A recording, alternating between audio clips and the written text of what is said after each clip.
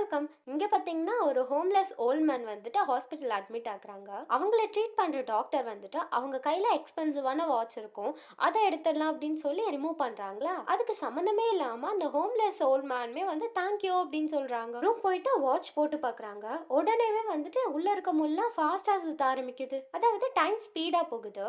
இந்த doctor friend வந்து நீங்க யாருங்க, முதல்ல வெளியில போங்க அப்படின்னு சொல்றாங்க. அவங்களே ஷாக் ஆகி கண்ணாடியை பாரு அப்படின்னு சொல்லி காமிக்கிறாங்க. எங்க அந்த டாக்டர் ஏஜ்டு பர்சனா மாறிட்டு இருக்காங்க. டைம் ஸ்பீடா போக போக அவங்களோட ஏஜ்மே வந்துட்டு ஸ்பீடா போகிட்டு இருக்கு. இதை வந்து நோட்டீஸ் பண்றாங்க ரெண்டு பேரும். அந்த ஓல்ட் மேன் கிட்டே போயிட்டு கேட்கலாம் அப்படின்னு சொல்லிட்டு ரூம்குள்ள போனா அங்க அந்த ஓல்ட் மேன் இல்ல, ஒரு பர்சன் தான் இருக்காங்க. டாக்டர் ப்ரோ, அந்த ஓல்ட் மேனே நான் தான். நேத்திக்கு நான் திருடினேன், நான் அப்படி மாறிட்டேன். என்கிட்ட இருந்து நீங்க இப்ப எடுத்தீங்க, அதனால நீங்க எப்படி மாறிட்டீங்க அப்படின்ற மாதிரி சொல்லிட்டு கேஷுவலா போறாங்க. சரி, இந்த வாட்சை உடைச்சிடலாம் அப்படின்ற மாதிரி லெஃப்ட் ஹேண்ட்ல இருக்க வாட்சை உடைக்க ட்ரை பண்ணும்பொழுது ஆட்டோமேட்டிக்கா ரைட் ஹேண்ட்ல மாறுது. டைம் போக போக இன்னுமே ஓல்ட் மேனா மாற ஆரம்பிக்கிறாங்க.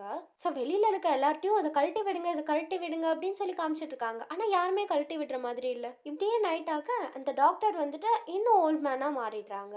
அந்த டாக்டர் ஃப்ரெண்டுமே வந்து பேசுறாங்க. நீ வந்துட்டு எதுக்கு இதை வந்து மத்தவங்கள்ட்ட கொடுக்கணும்னு நினைக்கிற? ஏதாவது நல்ல விஷயம் பண்ணு. மேபி நீ நல்ல விஷயம் பண்ணும்பொழுது அந்த கர்ஸ் ரிவர்ஸ் ஆகலாம் அப்படிங்கிற மாதிரி சொல்றாங்க. நல்ல விஷயமா? அப்போ இந்த வாட்ச் நீ எடுத்துக்கோ, நீ போட்டுட்டு நல்ல விஷயம் பண்ண வேண்டியது தானே அப்படிங்கிற மாதிரி ஃப்ரெண்ட் மேலே கோவப்படுறாங்க. இப்படியே டைம் போக போக ஒருத்தவங்க வந்துட்டு ஓல்ட் மேனுக்கு ஹார்ட் அட்டாக் வந்திருக்கும் போல. ஸோ அவங்கள எமர்ஜென்சின்னு கூப்பிட்டுட்டு வந்திருக்காங்க. சுத்தி எந்த டாக்டர்ஸுமே இல்லை. இந்த ஓல்ட் மேன் கையாலேயே அந்த வாட்சை கழட்ட வைக்கலான்னு ட்ரை பண்றாங்க ஃபர்ஸ்ட். ஆனா இந்த ஓல்ட் மேனால முடியல. வலியில பயங்கரமா துடிக்கிறாங்க. அவங்களே வலியில இருக்காங்க, அவங்க கிட்ட இந்த மாதிரி எல்லாம் பண்ணக்கூடாதுன்னு இந்த டாக்டர் நினைச்சு அந்த ஓல்ட் மேனுக்கு சிபிஆர் கொடுத்து அவங்களோட உயிருமே காப்பாத்திடுறாங்க. அந்த பிளேஸ்க்கு அந்த ஃப்ரெண்ட் வர, ஹே படி, திரும்பவும் பழையபடி மாறிட்டியா நீனு அப்படின்னு சொல்லி சந்தோஷப்படுறாங்க.